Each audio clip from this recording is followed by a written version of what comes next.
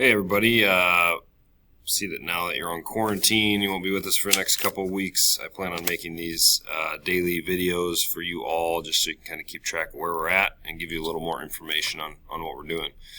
I may play around this week or next with zooming into class, not sure how that's going to look or what that'll be like, but I may try that at some point and I'll kind of let you know what days those may be.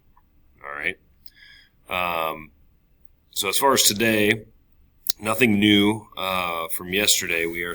Today we were scheduled to do the student climate survey, or the school culture and climate survey is what it's aptly called, from the University of Iowa. Simply put, this is a survey that is sent out and organized by the University of Iowa to our request to figure out what your life is like on a daily basis here, how it's like at home, and how best we can kind of support you in the future. It's to evaluate school personnel and the school district itself on how well we are, making how easy we're making your life, how well things are going, and it's a way for you to anonymously be able to evaluate our institutions and make us better. So I guess I would err on the side of be as honest as you can with these surveys. Go into your email and search School Culture and Climate Survey. It should pop up. It was sent out to you in the last couple of days. Click on the survey link. It's worked for everybody in my class this morning. And it should take anywhere from 20 to 30 minutes to complete. All right. If you have any questions on what things mean, you can Google those terms. If you don't think it applies to you, you may skip the question or answer not applicable if that's the case. There'll be rating questions, very good or very satisfied to very poor or least satisfied. There'll be maybe some rating questions, so just evaluate what the question's asking and answer that to the best of your ability. Like I said, if something doesn't apply to you, don't answer arbitrarily because that throws off our data a little bit. So if something doesn't apply to you, mark the best answer available or move on to the next question. As far as what we will go over tomorrow, we're going to go over the answers to our Chinese government reading and graphic organizer. Once you have the answers, I'll post those in Unit 6, and we'll be able to go from there. So, reminder what we did yesterday. We had a reading. The graphic organizer is probably the best place to get all of your information all at once. Okay, so this is, we're on our daily agenda page, and I'm going to remind all of us how to get there. So when you come into the Global Studies classroom from Canvas, you have your weekly schedule, which I'll add links in there as we go over certain information. So I'll add in the answers to the Chinese link here. Remember, you have to right-click or two-finger click on your Chromebook and open these links in a new tab, or else it will not open for you. All right, so just a reminder on that. So today you have your student climate survey. You also have the question, which you probably won't be able to answer until Wednesday, about how does the Chinese Communist Party keep and hold power within the government.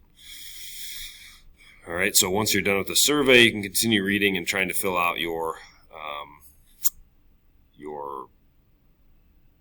graphic organizer. So again, a right click, open in a new tab. That's going to get me the information I need. Or you can click on modules. You can click that first link available, and yours may look like this.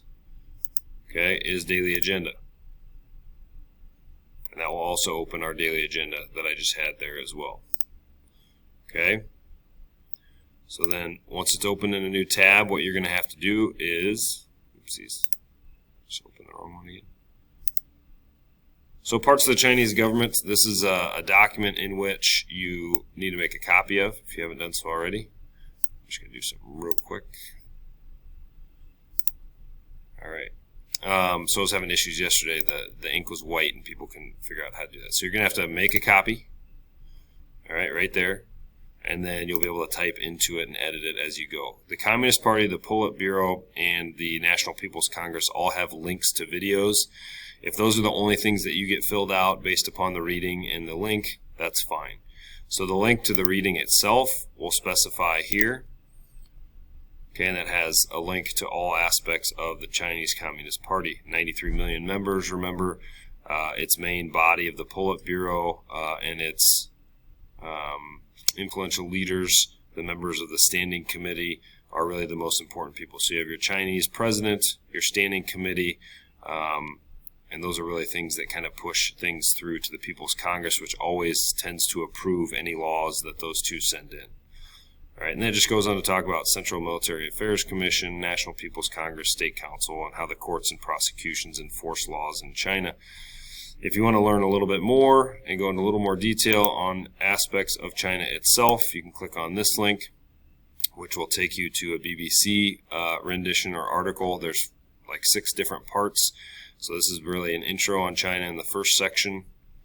Then you have things that start to talk and get into the government itself and some of the history of the government, how the Chinese Communist Party is structured, what influences it has in their political system, aspects of democracy, opposition, and the things that the Communist Party really regulates and controls, which we'll reinforce here in the coming days. The CPC and just how it goes into a lot of these different ideas. Talks about Hong Kong, the newer territories, and then it starts talking about some of the unrest in Xinjiang and the Muslim minorities there, which we'll go into detail tomorrow as well. Growing middle class, corruption, human rights, death penalty, reform of labor camps, and then lastly, we have the human rights debacle with Tibet, where China is occupying Tibet mainly because of the source of many rivers in there in which they can gain resources from. So a lot of that stuff doesn't apply to the parts of the government, but just to know kind of what's going on and give you background on what we're going to cover here in the next coming days. These are all good places to kind of start. All right. So with that being said, get as much of that done as you can. I'll go over the answers to this on Wednesday with a video and post that for you all to see. And then we will have a couple videos that we'll watch in class about some of the human rights violations that are happening in China and how they're kind of covering that thing up. And then we'll move on from there into fashion later in the week. So be prepared for some fun stuff, activities, and really kind of evaluating yourself on what kind of a buyer you're going to be. So with all that said, if you have any specific questions on what we covered today, again, we're just taking the student climate survey. That's all we're doing in class today. And then people are working on their Chinese reading once they're finished. Remember, go to your Gmail, search school climate survey, and that's what should pop up. All right, click on that. Access that link. There's a short video to start, which basically explains what I just told you, and then answer each question as best as you can. All right. Hope you have a great day, and if you have any problems or accessibility issues, please don't hesitate to call me. Not call me, but email me, and we'll try to get things figured out. All right. Have a great day, and go Trojans.